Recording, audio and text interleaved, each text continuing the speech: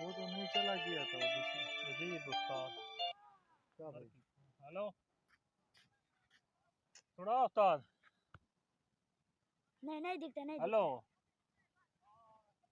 दिखता। मैं तो हुण घरों आया ते मैं खोखे ते खाली